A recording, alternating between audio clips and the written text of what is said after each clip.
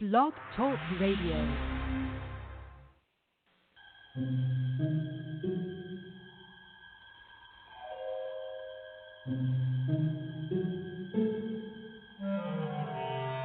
Archangels, ghosts, and Bigfoot, oh my. It's just another night for Supernatural Girls. Real stories, real answers to life's biggest supernatural mysteries. And now for another exciting interview with paranormal experts from this world and others. Here's your host, paranormal researcher Patricia Baker, on the one, the only Supernatural Girls.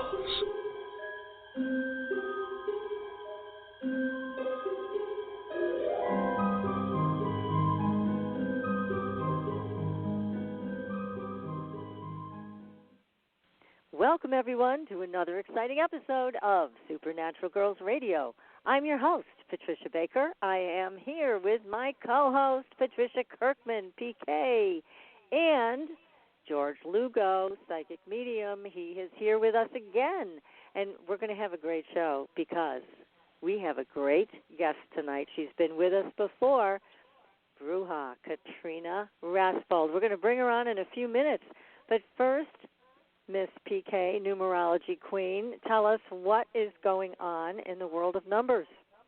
Well, we've got a lot happening right now because it's a universal 6 months, which is all about family. It's about foods.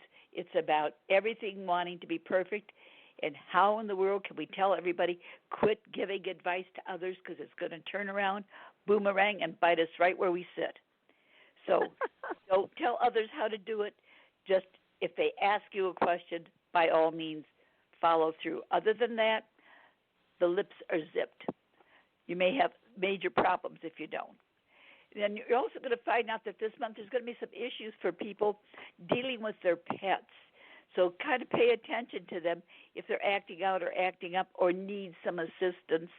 This is a good time to take a good look at what they may need, whether it's a change of foods or if it's how they're reacting to others. But there may be a little more hyper this month than usual. That's part of what we'll be taking on as well. But also on the good side, or bad side if you want to call it, it's about relationships. The good part, you may find a new one. The bad part is you may get rid of one you've got. Either way, it's your choice, but however it goes, it's going to go well. So that's the best part of it. So, I like it. Yeah, so take a look at my Facebook page, or I should say my page that I have up, because there's information throughout the month giving information about certain aspects that will be going on and how-tos for certain aspects of the numbers. And every little bit counts as we're taking a look at what we would like to have happen, but for the most part, let's take a look at the best of the best, because caring for others right now and sharing is a perfect month to work with it. And we couldn't ask for a better way to do a holiday month. So that's it for me. That's very nice. I like everything you said. That's great, except I'm a little worried about my pets now. I'm going to have to really watch. Well, but you pay attention. You may see that they may be a little off color. They may need their foods changed, or they may need a little tending, or nails clipped, whatever it takes. Just those little TLC things. Oh, that's easy to do for these guys. Yeah. And it's not so much those we have as the ones that come and bother us. Okay. Oh. Well, that's great. But it sounds like it is a good month for the holiday, so let's hope everybody has a safe and happy one. That'll be wonderful. And if you would like to schedule something with Patricia Kirkman, then go to her website, patriciakirkman.com. As PK just mentioned, she has all kinds of information on how to buy gifts for people by the numbers and other exciting things. And, of course, you can take a look at your numbers personally with PK, set up your own private session. And PK can also be found on our website, supernaturalgirls.com.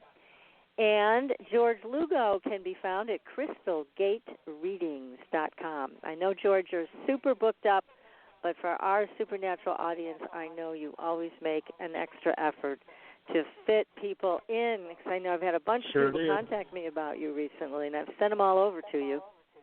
Thank you. Appreciate that. Yes, yes. And also, for people who are interested in soul realignment, I am offering a holiday special, which is $125 per session. They're normally $250. So you might want to take advantage of that. And I'm also offering gift certificates, so you can purchase a gift certificate now and use it at another time, or give it to someone and they can use it whenever it's convenient for them. So make sure you just click on the link. It's on our website. You can also private message me on the Facebook page. Easy to find and easy to schedule with me. So we have some great stuff on our Facebook page. Don't forget to go look at the Supernatural Girls Facebook page. Follow us, like us on Twitter as well. We have a fascinating article there about twins that were adopted out to separate families, raised without any knowledge of each other, and they had identical lives. It's a fascinating article, so go take a look at that. And, of course, we always have UFO stories, a big UFO story out of Chile, and some photographs to go with it. So take a look at our Facebook page. So tonight, one of our favorite people is also one of the most powerful women we know, Katrina Rasbold. She is a Bruja, and she's the author of a new book. It's not even out yet, but you can pre-order it on Amazon. It's called The Sacred Art of Brujeria. Now, Katrina has provided insightful guidance to countless individuals over the past 3 decades through both her life path consultations and her informative classes and workshops. She has worked with teachers all over the world, including 3 years of training in England and 2 years of practice in the Marianas Islands. She is a professional life coach who holds a PhD in religion. She is married, and she and her husband, Eric, co-authored the Bio-Universal Energy book series. Katrina and her husband, Eric, are also the owners of the most beautiful metaphysical store called Crossroads. And you can find it online and look at all the gorgeous photographs. And Katrina also teaches workshops from Crossroads, and she teaches them on Brujeria and different aspects of the Bio-Universal Energy usage. And last but not least, she is the mother of 6 children who are grown up and out there loose in the world. I love that. So, Katrina, welcome to the show. It's great to have you here. Thank you, Patricia. It's great to be here. Well, you have an amazing life and an exciting life. Tell us, because I know you've been on before and you've talked a little bit about your history and how you got involved in magic and healing and Brujeria, but please tell our audience tonight, how did this all get started for you? You know, I always had an interest in the paranormal, and that was where it started. And I grew up in Kentucky, and really the paranormal was the only safe venture you could take into the occult and not be shamed or ostracized or anything. And so it started there and just kind of grew. That was back, in the 60s. And then between finding tarot cards and witchcraft and all sorts of other ways to interact with energy, it just built into where I am now. Gosh. Well, it's quite a journey, and you have created the most beautiful metaphysical store. We were all raving about it earlier, even though we haven't been there in person. It's absolutely gorgeous. When did you open Crossroads? We opened on March 29th. Of this year? Yes. We had a store in Roseville, California for 3 years and closed that down because the venue was not where we needed to be anymore. The area had changed a good bit, and so we took some time off and then opened Crossroads this year. Well, it's a remarkable place, that's for sure, and I'm sure people are just drawn to it for so many reasons. Does it smell it's a really wonderful when you walk place. in? Oh my gosh, we make all of our own products. We make our oils, we make our incenses, our baths, our soaps, and so the smell is usually pretty pervasive when you walk in. Sounds wonderful. Too bad we can't bottle that and send it out. It's just such a magical place, and the way we found this, Eric, I've got to give him complete credit. The way that Eric found the location and everything, it was just meant to be from the beginning. And we didn't know what to call it, and we're really struggling. And to us, the most magical place you can find is the Crossroads, and so it became Crossroads. Oh, Great how wonderful. Name. Yeah, that is a great name. Well, you have this beautiful new book that people can pre-order now on Amazon. It's The Sacred Art of Brujeria. So you were asked to study with two people on this, and as I recall, you were very surprised that they asked you to study with them. I was. In fact, there's been I had three mentors that took me through different phases of training, and I was very surprised because they came to me. They asked me to work with them, and I didn't really see that coming and didn't see this as the next phase of my magical development. But I learned a long time ago not to ask questions too much and to just move forward with where I'm told to go. Because this type of magic and witchcraft, this usually comes out of South America, Mexico, and that really wasn't your background, right?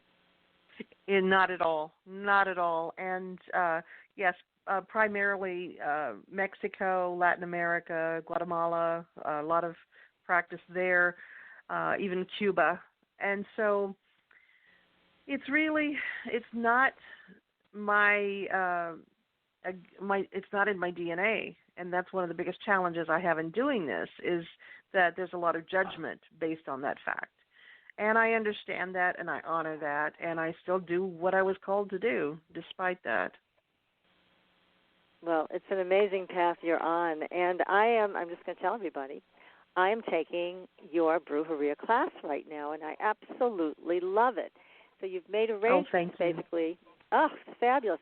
For people to attend the class at your store, Crossroads, and those of us who are too far away, we attend the class on the Internet. So it's been a remarkable experience. You're a great teacher, and I love how you present the material. I can actually wrap my mind around it. It's also not in my DNA, but I find myself very drawn to this practice. I find it very, very fascinating. So I want to thank you for offering the class, and I want to encourage anybody in the audience who would like to do the class to contact you about it. It's a great, great class. So let's dive into this, the art of Brujeria. There is so much to it, and that's one of the things that I'm so impressed with. There's a lot to learn. It's like nothing you learn in a weekend, class, that's for sure. Your class is just scratching the surface. It's very much an introductory 12-part class, and I have a class that I'm running with some of my senior students now that's an advanced Brujeria. And we're still finding layers to uncover. There's just so much to study about healing other people through magic. Sounds wonderful. Tell us a little bit about the history of Brujeria, how it came to be, because I thought that in and of itself is very fascinating. One of my favorite questions that I get asked is, how did Brujeria come to the United States? Because people always assume that something comes to the United States if it doesn't grow here. And what's interesting is that three of our most powerful conjure practices actually developed right here. And that would be Appalachian granny magic in the east, and then hoodoo in the south, and then across the way to Brujeria, which came across the south and the west. And really, Brujeria has always been here. It's always been in the United States because so much of the United States was once Mexico. And so Brujeria is what happened when the people of Mexico, starting with the Mexica, the Aztecs, developed their way of working magic. And it was really an uninterrupted practice because when the Spanish invasion happened, it incorporated very well into what they were doing. We were able to syncretize onto that and not have such a bloody interruption of magical practice as we did in Europe. Yeah, that was brutal. So this was able to continue. And also, I was surprised to learn it was also very, very much in play in Peru. Yes, absolutely. It's a little bit different. And Brujeria itself is different with the different regions. And it's the same with Appalachian Granny Magic, where you have these different little groups of people that are practicing one way and healing one way, and then you go, a few miles down the road and you've got people practicing differently but doing the same thing. And so really there are many types of brujeria, with just the basic idea being that we're moving energy in certain ways to help people heal from different types of traumas. So even the limpia, which I want you to explain to everybody, that's a fascinating technique with the egg. When I was watching people administering the limpia treatment, everybody has their own style, it seems. So that was interesting to see. It is, and the limpia is the foundation of everything that we do. Because the idea is that when a person processes any kind of trauma, whether it's social trauma, physical trauma, emotional trauma, sexual trauma, even spiritual trauma, it imprints on them in some way. And so what we do is try to undo the damage that's caused by that trauma and to cleanse the person energetically. We're working with all of the chakra points, the meridians, and just creating a clean vessel for our magic to then go into if we're going to be following up with some candle work or grids or things like that to create a positive outcome for our clients. So if you could, please explain to people how this is done. I mean, what do you do? How do you use the egg? I've experienced it myself with Itzhak, who was here a couple of weeks ago, and he's a shaman and who just was trying to teach us. But again, there's so much to this. It's amazing how much you have to learn in terms of interpreting what you see with the egg that you've just rubbed over somebody's body. But let's start with some of that because it's fascinating. Well, what's beautiful is that you can't really do a limpia wrong. Just like if you were to take an eraser and rub it over a pencil, you're going to erase it. And knowing the interpretation of what you're doing is just one aspect of the limpia. If you do the limpia, you will help the person. So the rest is what becomes a trained skill, plus reading the energy waves of a body and how that energy is moving throughout the body. So the limpias that I do have a 4-part process. The first is called the platica, and that's a purging of verbal discussion. It's sort of like an intake where we're talking about what the person feels they need help with.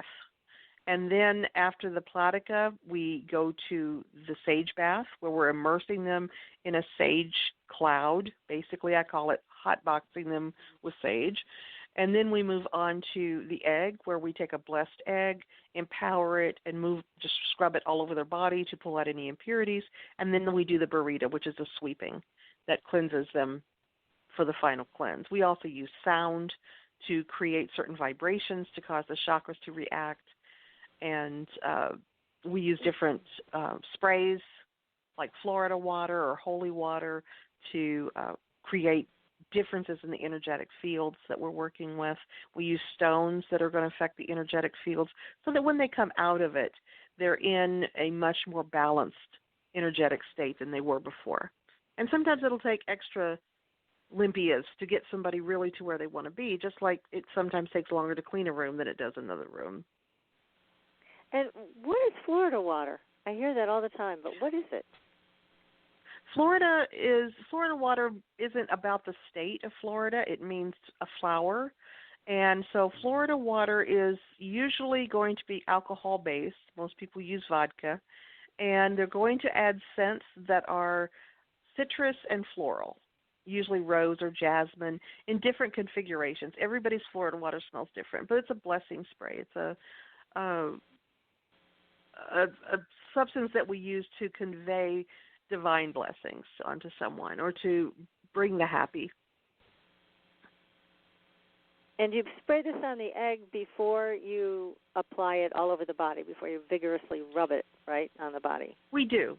And we have the client blow very hard onto or into the egg. And this is an egg like a chicken egg it's a raw chicken egg that's still in the shell. And we have them blow forcefully onto the egg, which conveys their essence into the egg. And what then happens is that the bad things, which we call the maldades, cannot tell the difference between the client and the egg, and we can pull the bad things into the egg so that it's away from the client. And then we break it into a jar and seal it up so that it can't get out. And you break it into how a jar? did you learn to interpret what these eggs are saying? Because they have a message, they have information when you break them open. And they do, and that comes with practice, but it's also that there are certain configurations that we look for that are traditional. And, George, we put it in a jar of blessed water. We don't just throw it into a jar. So it's going to be a jar that's about half full of water that we have also sprayed with the Florida water to bless it. And then the egg is going to take on different shapes as we crack it and dump it into the water. And sometimes if we've got an entity present, there's a very specific configuration that the egg will go into. If we've got some sort of demon or a curse, a hex, if they're bringing baggage from the past into the circumstances, then we'll see an arrangement of the egg for that. We even have an arrangement that is a little sort of a tail on the end of the egg that looks like a fetus that's called the child grief formation, that tends to come up with people who have lost a child and not mourned that appropriately. Interesting. So there's I would say on the average we have around 20 to 25 different routine configurations that we see this egg take shape into to tell us what's been going on with the client. And what's great about that is it's not what's wrong with the client, it's what was wrong with the client 15 minutes ago before we pulled it out of them. Right. Wow. Well, what's your address? I'll be right there. Something like that. Yeah.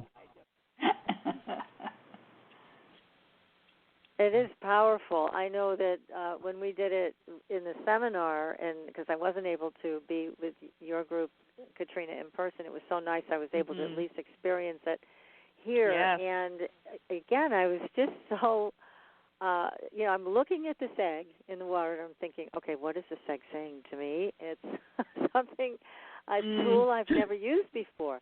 So it really does take, as you mentioned, time and practice and working with someone as knowledgeable as you to know the message in the egg.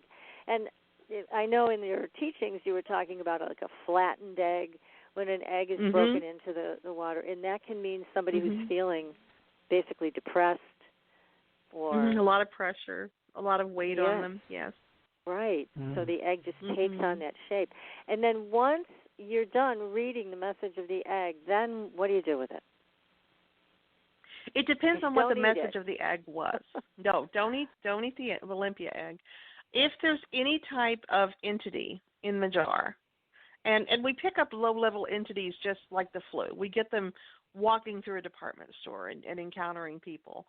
And so if we've got little entities that have been in there drawing our energy and sapping our vitality away, or if there's any sort of living thing that has been pulled out, then we leave it in the jar until it's completely dead.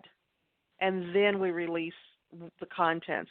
If it's just little low-level psychic turbulence or some attachments from the past or things like that, we can get rid of the egg right away.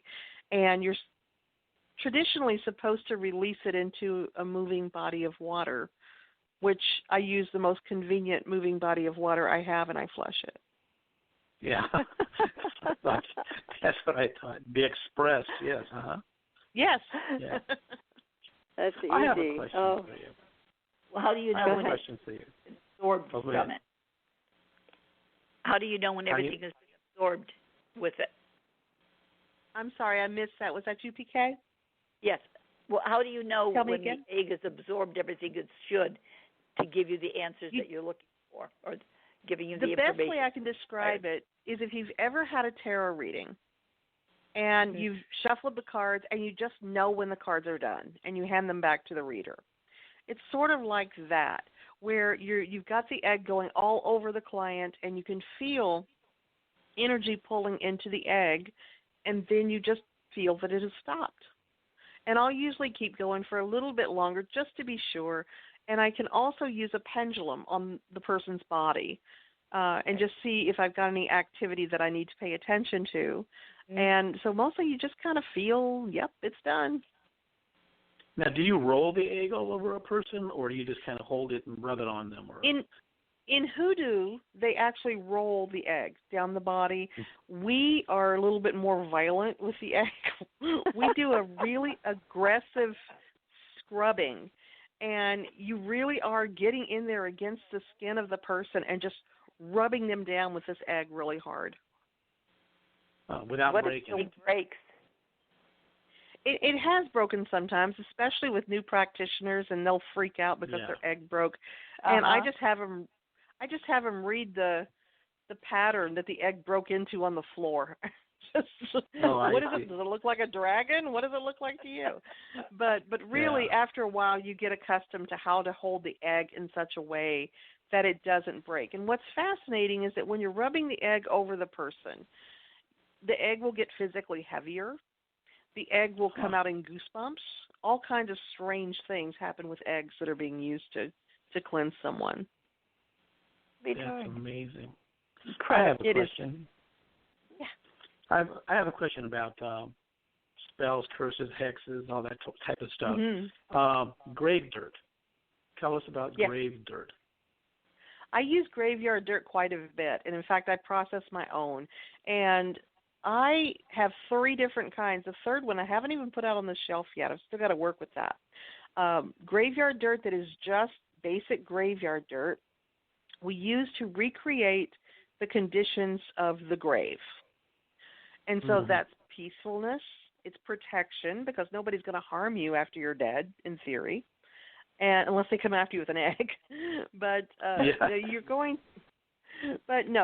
to just use that to create peacefulness, to create protection for a person. Now, if you want to up the protection, then you get the graveyard dirt of a police or law official who is known to be non-corrupted.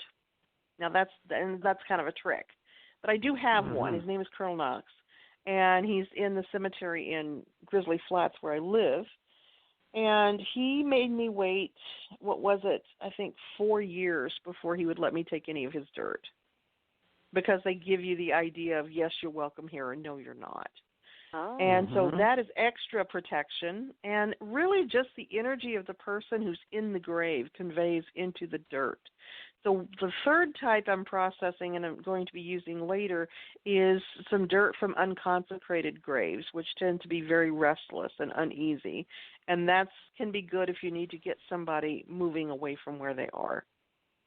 You truly mean graveyard dirt. You don't mean something from the cemetery, but you mean the graveyard dirt, the dirt of the grave itself. Off the grave, yeah. I go to graves and ask for permission to use the dirt. The person gives me the permission to use the dirt, and it's actual dirt from a person's grave. Yeah. Okay. Yeah.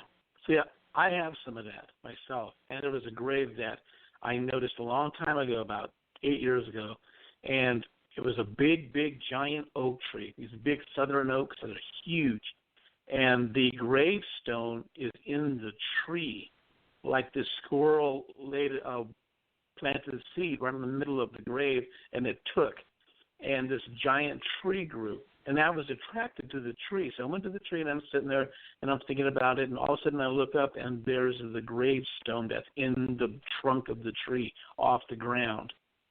And I just felt this kinship with it. And it was a woman, and I knew it was a woman, and I just felt her saying, like, well, come back again and visit. So I did, and then she told me to take a piece of the bark from the tree, because the base of the trunk of the tree took up the entire grave. So I'm looking in the tree for, like, pieces of, like, hinges off her coffin and maybe a bone or here or there, but it's amazing. It's just an amazing place, and it's kind of away from everybody. So, but I've been there and have some of her dirt and some of her tree bark from her. And George, my life is now completely worthless because that never happened to me. Oh, no. George has got all kinds of good stories. I tell you. But listen, here's the weird thing. I need that to happen. that tree was struck by lightning, and it killed the tree. And I didn't know this, and I went back, and they had cut it down. And I went back, and I prayed for her, and I did all this stuff. And the base of the trunk is probably about 3 feet off the ground, and it began to rot away. And every time I'd go back there, it'd be a little bit more gone. And there were 2 more headstones in the tree, and they were her children. So wow. It's just a very interesting place. Wow. Yeah. What That's about like Charlie, where the ashes have been spread when a person have been cremated? Does the ground of which the ashes have fallen, does that have an effect as well? I have found that it doesn't. Okay. In theory, it would, but I believe there's something in the purification of the fire that disrupts their energy patterns. So I don't get it as strongly as I do with graves. Yeah, that makes good sense, because it is completed once you've had the fire. It is, and it's not that it's any less sacred. It just doesn't have the energetic push that I get from the graveyard dirt. Now, once you have the graveyard dirt, what do you do with it? I mean, do you put it in a pouch for somebody to wear, or what do you do? If someone's having difficulty sleeping, sometimes I'll have them sprinkle the dirt around the perimeter of, like, the floor around their bed, so that the bed is protected. A lot of times people are having difficulty sleeping because they feel vulnerable in some way, or because their brain is going 90 miles an hour and they can't get it to slow down. And graveyard dirt is really great for both of those things. It provides the protection so that they can rest, and it also provides peace so that they can calm their minds to sleep. I have different substances. For instance, gopher dust is a powder that you use if you need somebody to leave. You need your neighbor to move away, or you need your boss to get a promotion and go somewhere else. And we put graveyard dirt in the gopher dust. So there's lots of different things that you can actually use it for. Wow. I had no idea that had such an effect. That's amazing. Oh, it is amazing. I would never have thought it. Well, most rational people wouldn't. Yeah, that's true. Yeah. You've got being pushed over here. Oh, let's go take some dirt from there. And spread it around the bed. You're going to start trolling Put it around your bed, yeah. Right. Put it under your boss's chair. It'll work great. Now, you talked about gopher dust, which does contain the graveyard dirt. What is gopher dust? What is that made out of? Sulfur, dead insects, a little bit of cayenne powder, things like that. Mullein, I like to put mullein in mine. And it's to motivate people to get out of your immediate vicinity. Wow. It's kind of a people exterminator. Do you put it on their property that they're living, or do you just have it on your altar? Ideally, you're going to put it where they will walk, so that they step in it. You can also sort of put it in a person's desk chair, or you could put under their desk where their feet would be. If they're sitting at the desk, that's something else you can do. You can also just treat a candle. That's a removal candle, and put a little bit of gopher dust on top of it to expedite that process some. Wow. Amazing. So if we see dust around us, pay attention, right? The sulfur gives it kind of a goldenrod color, so it's not easily confused with, say, anthrax or something like that. You know, you're gonna if you see some golden color that isn't pollen, somebody doesn't want you there anymore. Yeah. So it's actually sulfur dust. It's a sulfur-based product. You start out with sulfur, and you kind of build it from there. I see. Gotcha. Okay. Mm-hmm. Wow. Sounds pretty good. Now let's go to candles, because first of all, you've made some beautiful candles that I love. And by the way, everybody, they are on sale for the holiday. I highly recommend them because there's more to these candles than wax and a wick. So explain to everybody how you make these candles because they are very powerful. You know, candles are probably the most common magical tool that I use in my practice. And I'm an absolute witch for hire. I do magic for people as my primary vocation. It's what I do. And candles are the easiest way for me to work for someone by remote. And most of my clients are not local to me. So the candles help me to connect with them because candles, especially even paraffin candles, but also soy candles, are very absorbent. And so when you're using candles or you're using soap, for instance, you can get the energy to really get down in there and stay, and then you can release it by the burning. So and that's what we do.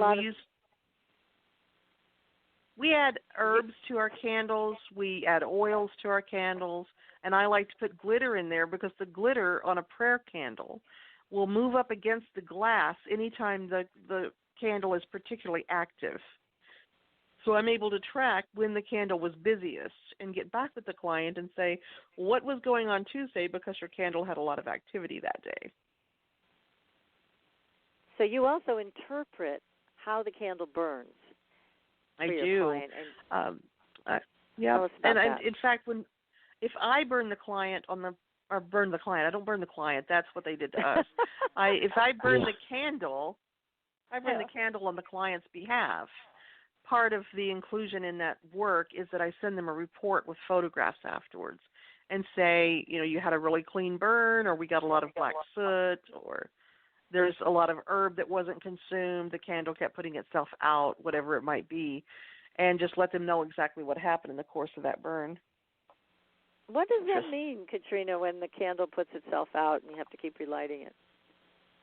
Usually it means that there's something about what the client is wanting to have happen that is not appropriate for them at that time. It doesn't mean they're never going to get it. It just means today is not that day. Mm-hmm. And sometimes it can mean that there's someone actually working magic for something opposite of that, that's creating resistance. It can mean that if this does happen right now, it's not going to be in the client's best interest. It could mean just that the timing is off. You know, that maybe we need to wait until we have the boost of a full moon to do the energy work for that. Right. And tell us some of the most remarkable burns you've seen happen with candles and what it meant for the client. I have had client candles that actually exploded. Wow. Or I've had right, and glass just sort of goes everywhere. I've had some that just were so thick with black soot that you couldn't even see what had previously been on the candle as far as an image, and that is telling me that somebody's energy is strongly opposing what we're doing, and then you get into a situation where you're pretty much going to battle on the client's behalf. I had one person that I was working for that had asked a person that she was dating to back her financially on an enterprise, and the person had been very enthusiastic about it. And she was asking me if this person was going to come through. The candle burned maybe a third of the way down and created a perfect image of a rat in the wax that was up on the side, and lots of black soot. And I told her, I really don't think that this person's going to come through for you because I'm seeing rats leaving a sinking ship. And sure enough, the person didn't give her any investment money and sort of ghosted her. So all kinds of things happen with the burns. There's times that the labels on the outside of the candle will burn in such a way that one of the figures is obscured. And so you can interpret that in relation to what the person is asking. The most common thing I get asked is to bring back my ex, and it's always a woman asking this. Mm-hmm. For some reason, women are very, and I hate to generalize like that, but it's very, very rare that I think in my entire career I've had one man that asked to get his ex-wife back. Women are consistently asking to bring back somebody who they just broke up with or that broke up with them. What is wrong with us? Why are we doing that? Oh, my goodness. I really try to get them forward facing. Yeah. And again, I don't mean to generalize, but boy, the numbers just do not lie. Yeah. And there is no difference in how the person identifies gender-wise. As far as, if they identify as female, even if they were born with men parts, they still are really set on getting the X's back. And boy, I just like to move forward. I don't need any of my X's back. Me either. That's why they're X, right? Oh, that's funny. Yeah. Oh, my goodness. But we're going to continue this great conversation with our guest tonight, Katrina Rasbold, who's the author of a great new book. You can pre-order it on Amazon.com. It is called The Sacred Art of Brujeria. We're going to take a very short commercial break, and we'll be back. You are listening to Supernatural Girls Radio. Stay tuned. Pure essential oils, specialized minerals, and a revolutionary anti-aging technology. Astridian combines the best of all scientifically proven ingredients in easy-to-use creams, lotions, and concentrated serums. Astridian's advanced line of products take your skin to a new level of being healthy and beautiful. We offer a variety of collections that address all your skin concerns. The Essential Anti-Aging Series treats and moisturizes your skin for a long-lasting, younger look. The Multivitamin Series promotes healthy skin with high-quality vitamins and minerals. The Sports Series restores skin from cellular damage and stress. Astridian also offers a revitalizing solution for hair and a professional series for doctors and medical spas. Visit astridian.love today and begin your new journey to healthy, beautiful, youthful skin. Astridian, beyond your expectations. There are a lot of psychics out there. How do you decide which one is right for you? You look for someone who empowers you, who's practical and spiritually connected, who says, here are your opportunities, here are your challenges, and here's a way to deal with them, and then gives you your own toolbox to make your life everything you want it to be. Hi, I'm Corby Mitleid, and that's how I work with you. As a certified professional tarot reader, I've helped thousands of people for over 40 years through my toolbox. Cards, past life retrieval, numerology, spirit guide conferences, and mediumship. Whether it's career, relationships, finances, or your spiritual road, together we can replace your confusion with clarity. And you'll probably find a little laughter along the way. Visit me at CorbyMitleid.com to find out how to cross your bridge from fear to fearlessness and fly. And tell me you found me at Supernatural Girls for a special gift with your reading. Corby Mitleid, the practical psychic for catching your tomorrows today. Find me at CorbyMitleid.com. That's CorbyMitleid.com.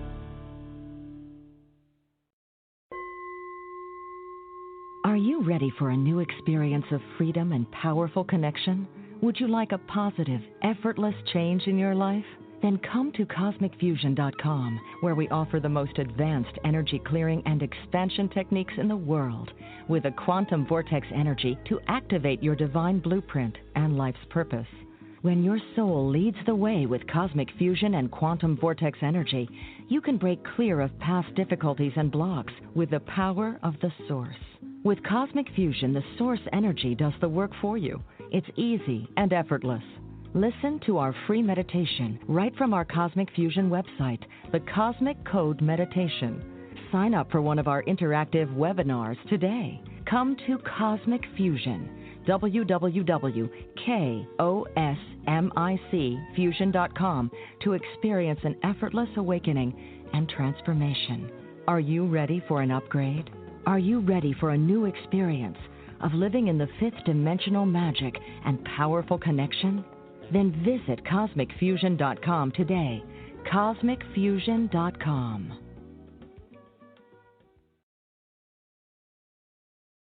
Your property tax bill. Have you seen it lately? It's frightening. Your property taxes are going up while your home value is going down. It's time to fight back and win. For the real truth about the property tax system, get attorney Pat Quintilian's book, Are You Getting Screwed on Your Property Taxes? How to Find Out and How to Fix It. Attorney Quintilian answers all your questions and gives you the facts you need to fight a property tax bill that is spiraling out of control. You'll also read about what happens to property owners who don't check their property records, only to find out too late they're taxed on square footage, fixtures, and even buildings that they don't own. Is this happening to you? Learn your rights. Buy attorney Pat Quintilian's book today. Are You Getting Screwed on Your Property Taxes? How to Find Out and How to Fix It. Available on Amazon.com. Are you frustrated with endless mantras, affirmations, and processes that promise to align your life with your dreams, only to find yourself years later in the same space where you began? Do you feel like you must be doing something wrong because nothing seems to be working? Don't you just wish that someone could shift your consciousness for you and your life could align with your desires without all the effort? Well, your wish is about to come true. Hi, I'm Carrie Cannon, and I have a gift that allows me to align the consciousness of others to be in harmony with their dreams. The best part is, it requires no particular effort on your part. Upon listening to a consciousness alignment, people have reported instant energy shifts, financial windfalls, soulmate connections, healed relationships, physical healings, and more. To gain access to a free trial offer for my entire Manifesting Miracles library of consciousness alignments, go to commandmiracles.com now for details. Again, that's commandmiracles.com for information about our free trial offer. That's commandmiracles.com.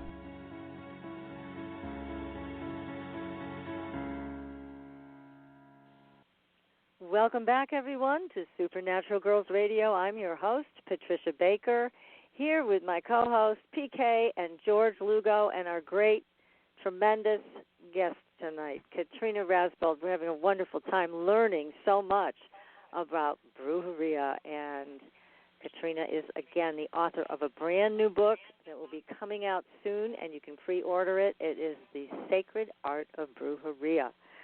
Oh, my goodness. Katrina, there's so much to talk about here. Tell us about the saints and how the saints basically play into all of this with Brujeria. You know, we have two different kinds of saints that have a lot of focus in Brujeria, and one is the canonized saints that are recognized by the Catholic Church, and the others are the folk saints that are created by the public through different acts of miracles that occur posthumously and their acts of service during their lives. And the saints really are your, how can I put it? They're like your liaison to God. And in the pagan world, we have different faces of God represented through the different gods and goddesses. And this is a similar thing where we have these people that were most of them once alive, but they convey certain energies, and they have certain wheelhouses, for lack of a better term, that you can access if you have a specific need. St. Jude being the patron saint of lost causes. St. Joseph if you want a job or you want to get a new house. So it's very sort of pigeonholed with the different saints, and there are thousands of saints, so that whatever need you have, there's probably going to be a specific saint you can address or petition for that need.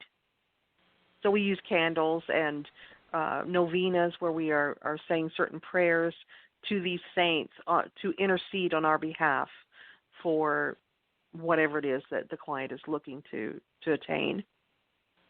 How do you know what saint to ask specific questions for? Research. You just research it. You know, there are some go-tos, like St. Anthony, is the guy you're going to go to if you've lost something. Right. And you know that if you're working for children or animals, St. Francis is going to be a great choice. And so we have St. Francis Cabrino, who we use if we have immigration issues. It's just learning which saints are managers of which life department. That makes good sense. Now, this is quite different than petitioning angels or archangels. This is a whole different thing, as you're saying that these are saints or people, they once lived here, And so you said they were canonized, and then there's the folk saints. What is a folk saint? Folk saints are not recognized by the Christian Church. There are certain ones that have legends that have grown up around them. So, for instance, in American legend, if you were to think about John Henry, that's a story that is told often.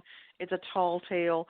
A lot of times the folk saints have tall tales that have grown up around them, or legends that are a little bit more than possibly what happened. But we have one folk saint who's actually a doll that a woman happened to grab when her husband shot her for adultery. And she put the doll in front of her, and the doll blocked the bullet. And so this doll became the patron saint for abused women. Wow. And so there's just these huge stories that come up around the different saints that are folk saints. One of the few saints that's a folk saint that never lived is Santa Muerte, which is the saint of death. And she's actually the Grim Reaper and has no human component, where she was once attached to this living person from many years ago, or whatever it might be. She's one of the few that doesn't represent a person.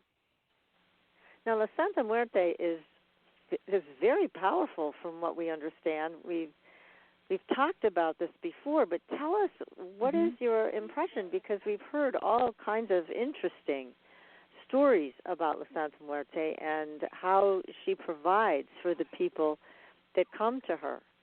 So please, let's talk about it. It's pretty impressive. It's impressive. I've been doing magical work for close to 40 years now, as far as actively working. And I've worked with all different sorts of energies, all sorts of divine forms, and she is by far the strongest magic I've ever engaged. Wow, and really? Again, absolutely, hands down. And you've got to think that in human life, the most powerful thing we encounter is death. And so it stands to reason that she would be the king daddy that we would appeal to in times of need, because that's the most powerful thing that will ever happen to us. Now, we've heard, though, if you petition La Santa Muerte, and you really have to be prepared for it may come to you in any which way. Is that true? But that's really true about any magic I've found. I've found that all magic takes its own form.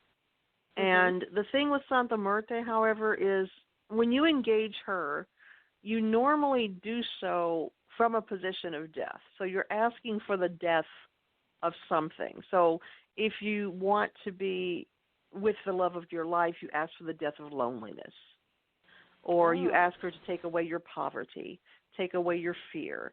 And so it's really about releasing and letting go of what's not serving you, and that can certainly take many forms. And so if people ask her to take away what's holding them back in life, it could be their spouse that's holding them back. Ew. So with any kind of magic, you never really know how it's going to play out unless you absolutely dial it into the details. So can you give us some examples of some magic that you have done for other people with La Santa Muerte and what happened? Well, one thing that was a lot of fun is that when we had Crossroads in action and it was up and running, we found very quickly that the one unit that we had did not have enough room for us to have classes with the number of people that were coming for our classes. And we hadn't anticipated this. We thought we had some time before we needed to expand. And it just happened that the next unit over, because we're in a fourplex, that the next unit over was available. And we really didn't feel comfortable expanding when our shop was just a few months old. And it didn't make business sense to do that. And I kept getting from Santa Muerte, you have to expand, you need to do this now, don't worry, we'll take care of it. Well, my husband he's a business grad. I mean, everything for him is the academics of business. And it just didn't make sense. And so what I did is when I had my advanced Brujeria class that time, I took them over and had them look in the window, and I said, I want you to look at this, and I want this building to be part of Crossroads within a moon cycle. And so we did some work to Santa Muerte to make that happen, to take away any obstacles to this expansion. And within a week, we had the keys. The owner was willing to work with us, and it just happened very, very quickly. And that's how she works. It's done. You ask for it, and it's done. And what's the most stunning about working with her is how quickly it does happen. Sometimes you're not quite ready to hear yes so quickly. So what's her payment? I think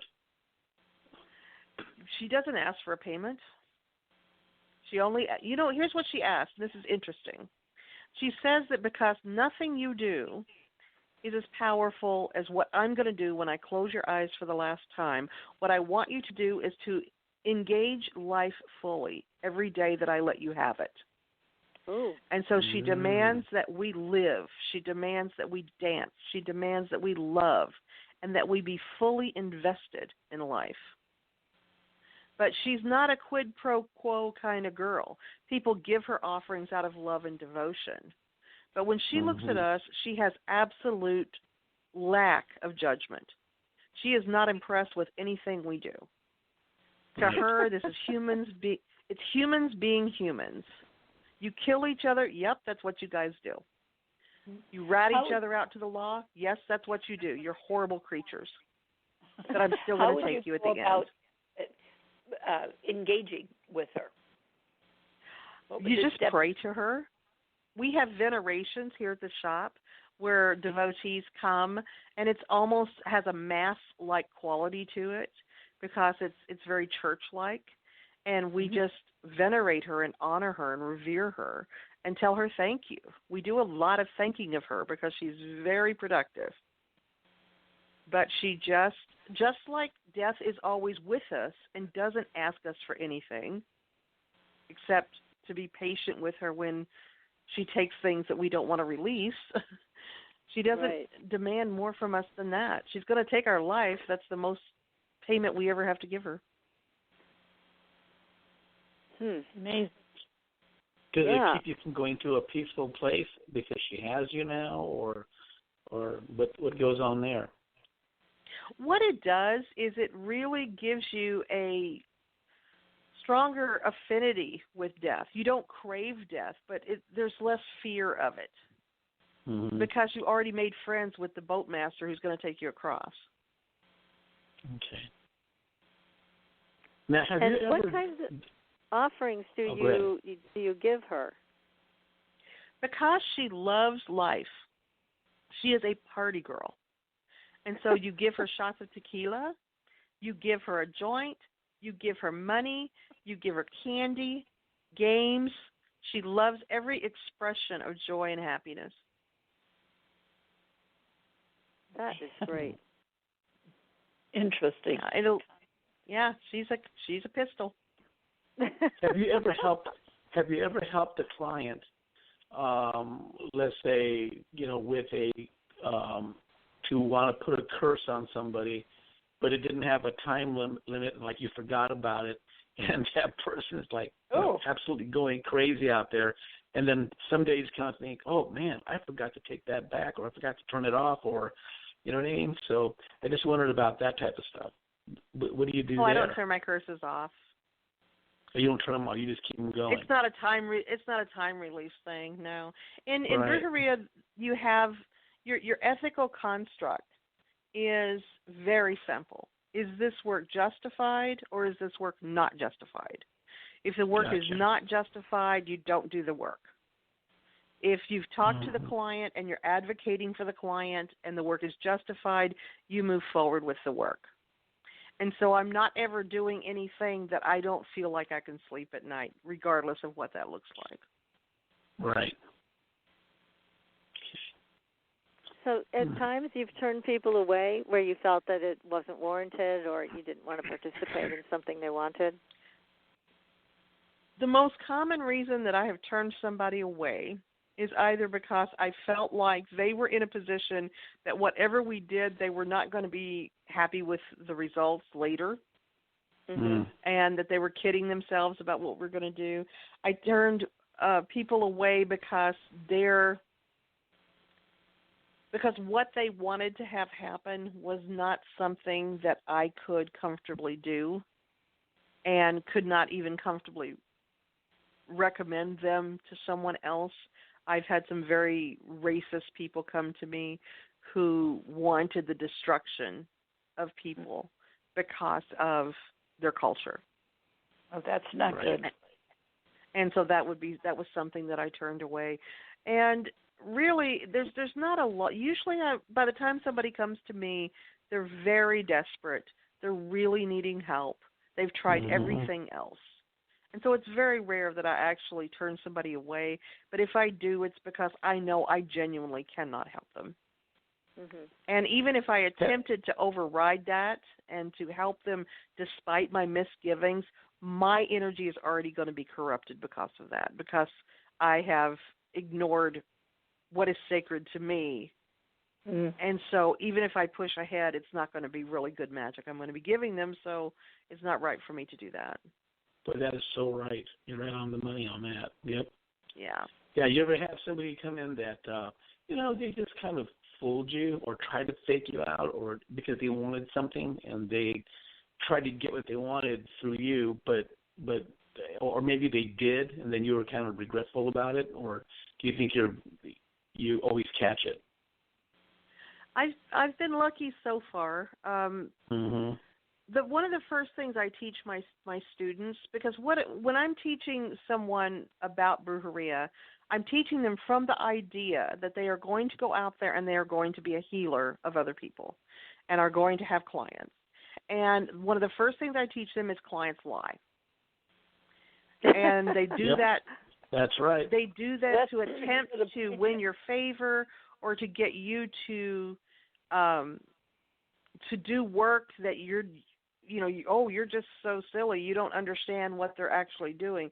That's where it really comes in handy if you do have a psychic component or an empathic component to what you're doing, because you get to the point you can see it a mile away. And during the Platica, the part of the Olympia that's the Platica, which is our intake, we weed all this stuff out. And so if I don't have them crying by the time we get to the Olympia, I didn't do my job. Because they need to be right, they need to be right down in their deepest spirit where they are not comfortable lying to me and where they know that I'm advocating for them, and so that we can get into that deepest truth. And I will move heaven and earth to get them there. I won't let them skate the surface on me. Right. That's terrific. Well, we have a caller with a question, so let me bring them on to the show. And the area code is 843, so we're going to bring you live. Good evening. How's everybody? Hi. Hi, welcome to the show. Do you have a question for Katrina, and what's your name? Yes, my name is Eddie. She answered one of my questions, just like what she said. You got to have that intuitive part of the equation, and that was right on time, because in her teachings that she assists with strengthening that particular muscle, psychic ability, intuitiveness, so that you know what you need to know. Yes, it makes a difference. So do you have a question, another question for Katrina? Yeah, that was one of the questions. The other question was, she spoke on combat. If you see and understand that somebody definitely has somebody trying to do some work to them, does it matter where it's from, like, say, Africa or whatever, because Africa is basically one of the ancient places, Yoruba and all of that. So I just wanted to see if she would speak to that. What I do when I'm talking to the person, most commonly I have someone who comes in who says, I've been cursed. And so we're going to have a lot of layers we're going to go into when we're fact-finding about this. For one thing, if they're European descent and they say they've been cursed, We're going to have a conversation about what that looks like. How is that manifesting in your life? What else could this be? If somebody comes to me and they are from African or they are from Mexican descent and they say, I've been cursed, I say, I'll get my stuff right now, because I have no doubt that they've been cursed, because there's a different flavor to European curses than anywhere else. And you can feel the energy coming off of a person if they have genuinely been cursed. It's right there, very plain. And so I start to talk to them about the nature of the curse. Where do they think this came from? And as they are discussing it, you can start to get a feel, a flavor of where the cultural origin of the curse is. And I do change how I engage based on that too. That's one of the components, is culturally, how is this happening? And so I do have different methods that I'm going to use for a curse if it's coming from an African-based practice versus a Guatemalan-based practice, or even a West Virginia-based practice. It's going to all be different. And so you engage it on the level of where they're meeting you. Wow. Awesome. Yeah, another reason why I asked that question. Go ahead. Eddie, you were absolutely right too about what you were saying before regarding the psychic energy of you can smell it. You can tell when somebody is not being straight with you, and you can tell when there's more that you need to unpack with something that they say or something that they don't say. And what I really love is that when you really open up to the divine energy, if you want to call it that, put whatever name you want to on it, all of a sudden you have the sight. You can see. You can see exactly what you need to see in that client. Okay.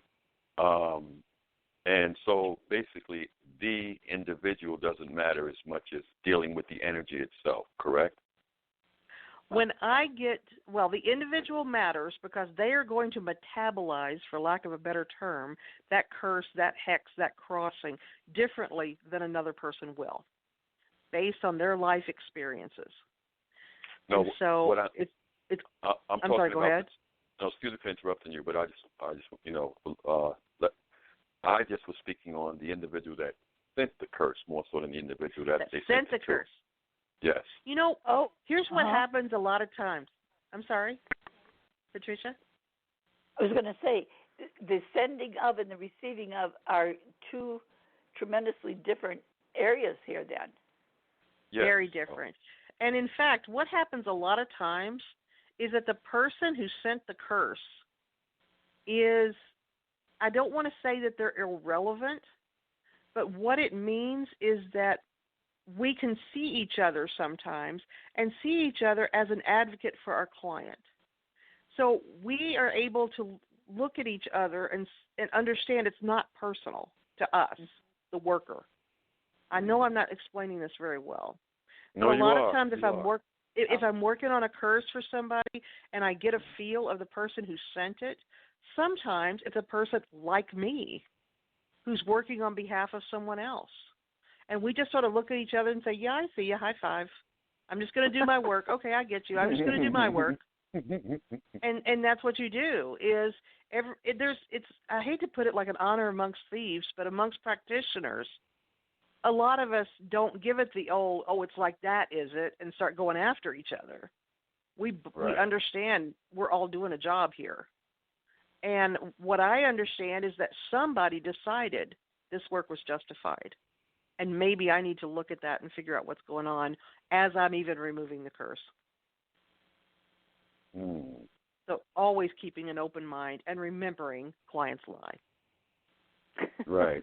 Because just like what you're speaking to, you said price-wise, say that again? That's what you said? Yeah. No, clients lie. Yeah. Clients lie. Yeah. And clients don't always tell you everything. For instance, I've got a person right now who's working aggressively to get back her ex-spouse, and really to the point of almost trying to control that person. Now, what does that tell me about what their relationship was probably like? Nightmare. Yeah. Right. And also, I'm hearing in my head that I know that she was unfaithful to this person, even though she hasn't told me this. Mm-hmm. But I know that she was, and that's why the person wants nothing to do with her.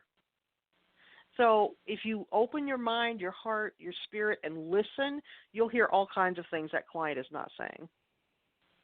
That's right. Awesome.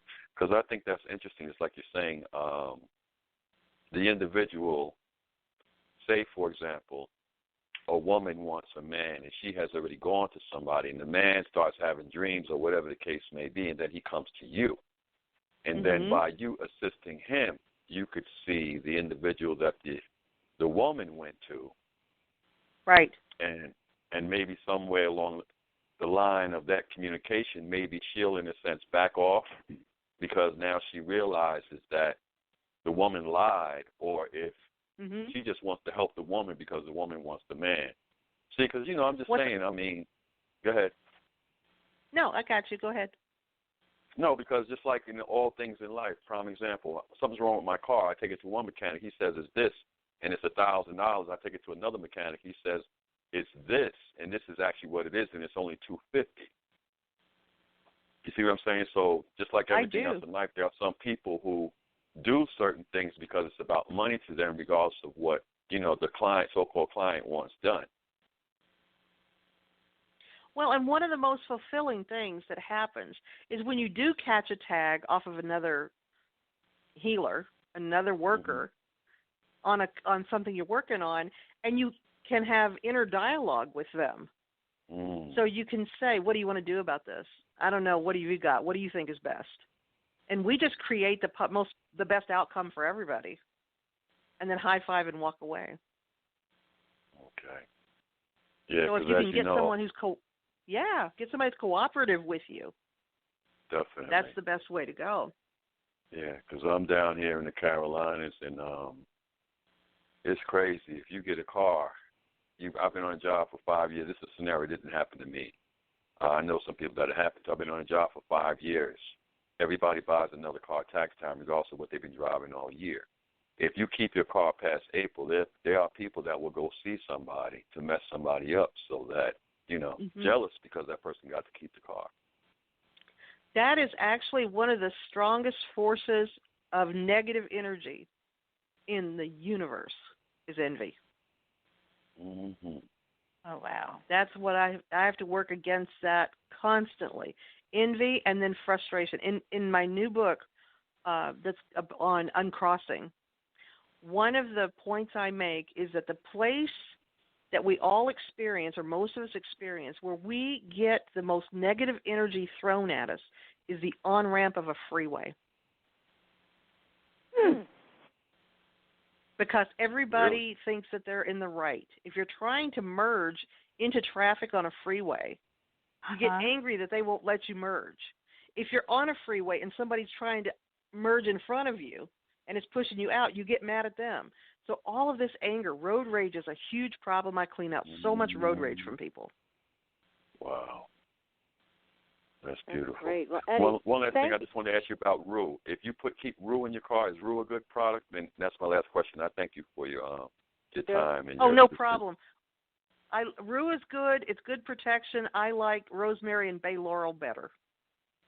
Bay laurel. Never heard of bay laurel. Rue is good for protection. It's just bay leaves.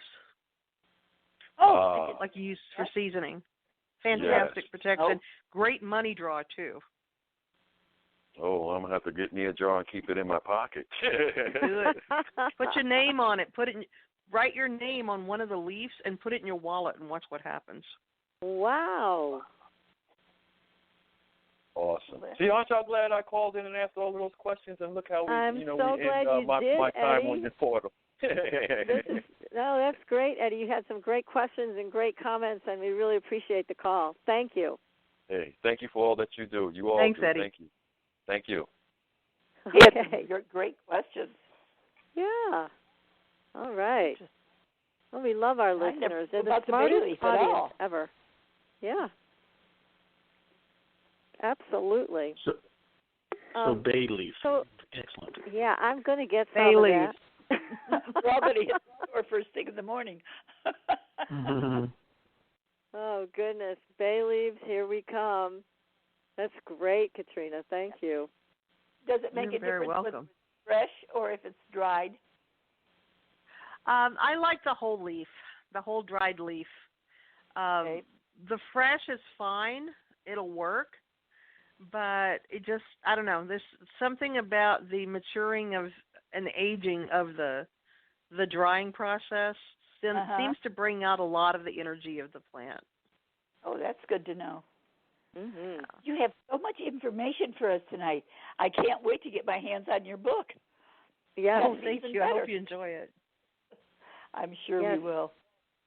And you mentioned another book that you have, Katrina. Tell us a little bit about the other book. You know, I just signed the contract on this one. I originally called it Uncrossing the Art of Unscrewing Your Life.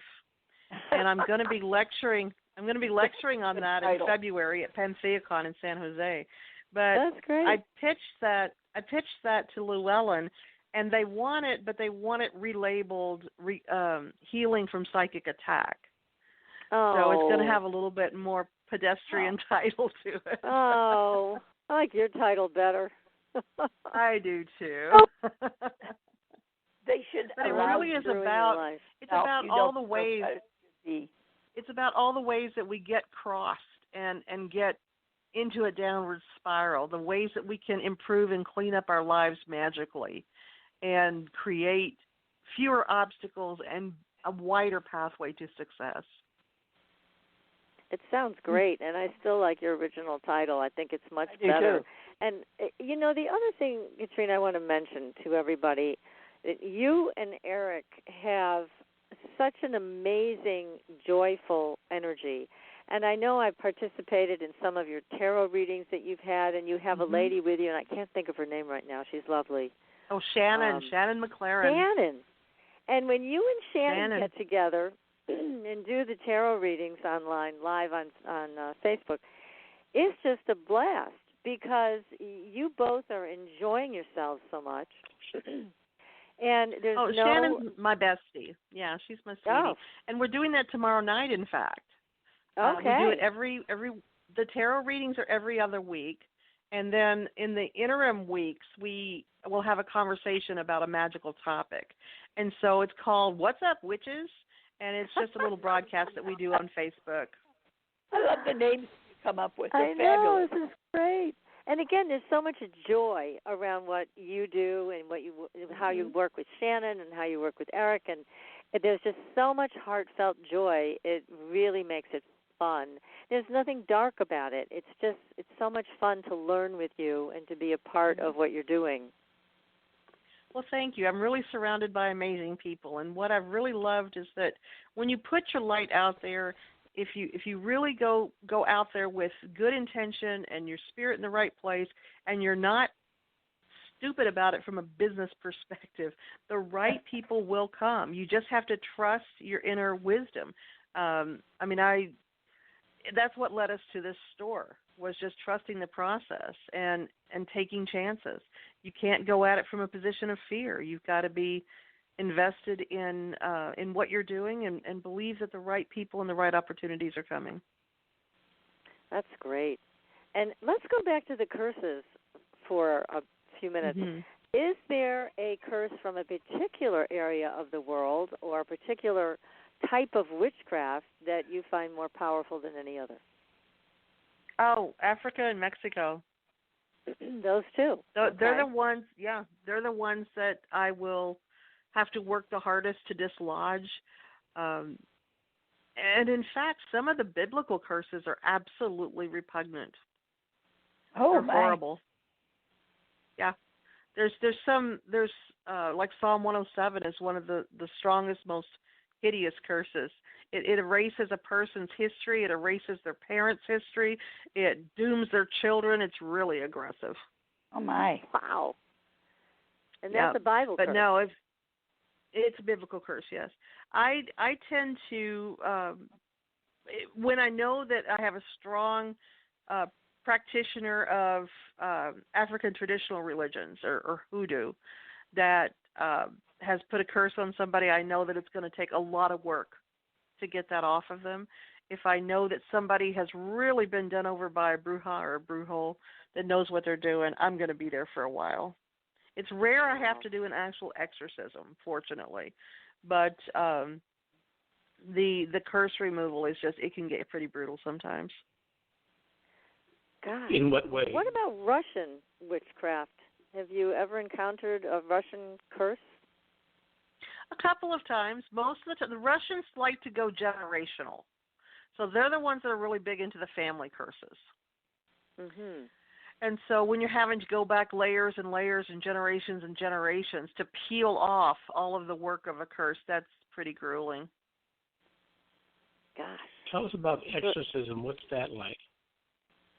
Oh, it's the way you do them. I would have thought back when I was a baby witch that if you were doing an exorcism, that you're going to go in like John Constantine and have the cigarette coming off the lip, and breaking out one-liners as he flies into the mirror. It's not like that. It's usually when somebody brings a person in for an exorcism, it's usually because that person is not doing what the person wants them to do. Most of the time, if I get an exorcism, somebody's bringing in a teenage kid or a 20-year-old or a wife that doesn't want to be married anymore. And so basically, if you're not doing what I want you to do, it must be a devil that's making you do it. Now, there have been a couple that I've done that were actually possessed, and there's actually a demon in there. And that's always kind of surprising when there actually is something in there. Usually you're just working with the person to get them to release whatever belief systems or negative images or thought processes are causing them to embrace failure. And you just work with them that way. But usually with a true exorcism, it's about you holding somebody really tightly while they vomit and poop and pee on you and cuss at you. It's great. Ew. Oh my God. That's fun. That's kind a of true kinky. exorcism. Yeah, it's not fun. You go home exhausted, your shoulder joints ache, you just want to shower and sleep for days. It's horrible. Mm-hmm. Yeah, And really here's something interesting. I found this interesting too. On all of the movies, the power of Christ compels you, and that's what's going to get rid of the demon. And I've found that most demons are on pretty good terms with Jesus Christ and don't run when you say the name. Oh, And really? that was confounding to me because I thought that was my shoo-in. It was not. But if you invoke the Blessed Mother or you invoke Santa Muerte, all of a sudden these demons feel like they got a cake in the oven and they're gone. Or you can move them more easily. It's as though they went, oh, no, she called Mom. And, but they respond. Yeah. They respond much stronger, in my experience, to a female divine figure than they do to a male divine figure, and I'm not sure what that's about yet. That is wild. Because that's, of course, something we've all heard on so many levels that you invoke the name of Jesus Christ and they have to run for the hills. But you're finding that's not the case. They don't. I'm not. And when I do it, the approach is sort of like, oh, hi, boo, what's up? Oh, no. That's not what you want. No, not what I wanted. Different impact, please. So when you invoke Santa Muerte or the Blessed Mother, then they hightail it. There's just this deer in headlights look that they get. Just like, oh, no. It could be worn out. It could be that this has been invoked so many times that it's not as powerful as it once was. But and that's not to denigrate anyone's beliefs or anything. I'm purely speaking from my own experience.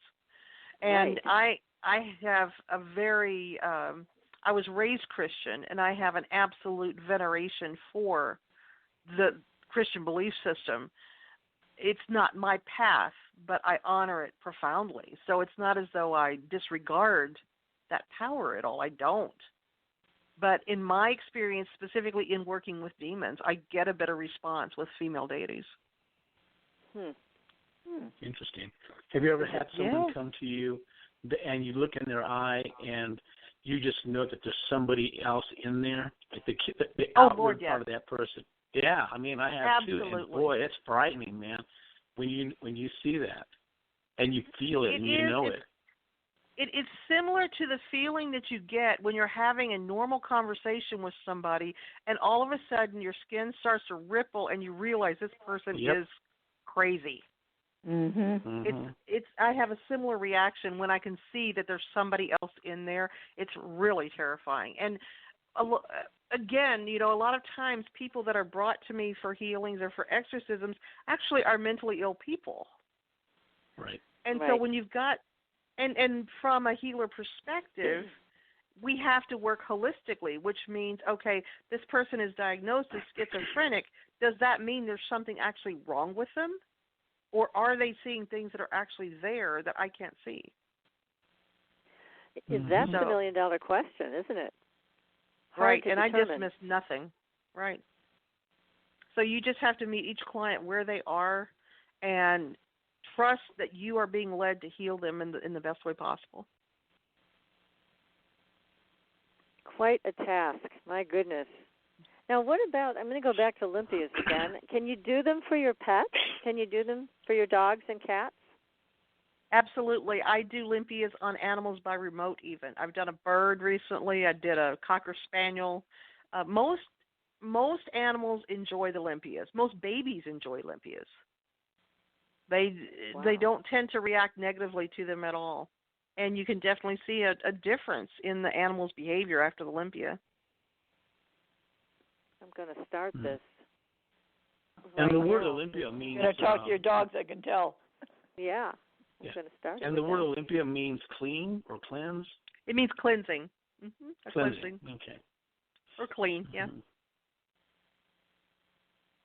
One of the things we heard about La Santa Muerte is that so many people who felt that they would not be accepted by the Catholic Church because of their choices in life, that they felt very comfortable with La Santa Muerte, and to the point where it got so popular that the Pope was very unhappy about. Did you hear about this? And the Catholic Church absolutely denigrates Santa Muerte. It's really aggressive. They recently had a thing, I say recently, it was about 15, 20 years ago, where along the border, in the border towns, they went through and just destroyed all of her temples. Because she absolutely has no discriminatory value, just like death. I mean, death doesn't care if you're rich. Death doesn't care if you're well-behaved. Death doesn't care if you're a jerk. You're going to die. And she approaches everything the same way, so that if you are behaving in ways that are reprehensible, she just does not care. Because to her, that's just people doing people things. And because of that, the drug cartels, prostitutes, warlords really appreciate that in her and are drawn to her because they know that she will not reject them. And the Pope had a fit about it, apparently, and told him to stop it. She was getting so popular. Apparently so. But, Santa Muerte is the second most followed and most popular Catholic-based holy figure, second only to the Blessed Mother. And that's actually why my branding for my store, Crossroads is a store, but the things I make are branded under the label of Two Sisters Botanica, because it's Guadalupe and Santa Muerte, life and death, and everything in between. Oh, that's beautiful. Oh, my goodness. Well, Katrina, this has been just a delightful time with you. We've all had so much fun and learned so much. Thank you for your time. Thank you for having me on again. It's always a joy. Oh, it's fun for George, us. Pleasure to meet you, George. Pleasure to meet you, too. I'll have to come and join the drum circle, and you come here, and you can see the grave marker up in the tree. So there you go. That sounds like a good go. That's right. That's nice. So thank you again, Katrina, and the name of Katrina's book that will be coming out soon that you can pre-order now, The Sacred Art of Brujeria. So next week, everybody, we're going to be back with another great show. We are talking about magic and food. You don't want to miss it. Until then, we'll see you on the Blue Highway. Good night, everyone. Good night. Good night. Thanks for listening. Tune in next week for another radio adventure with Supernatural Girls.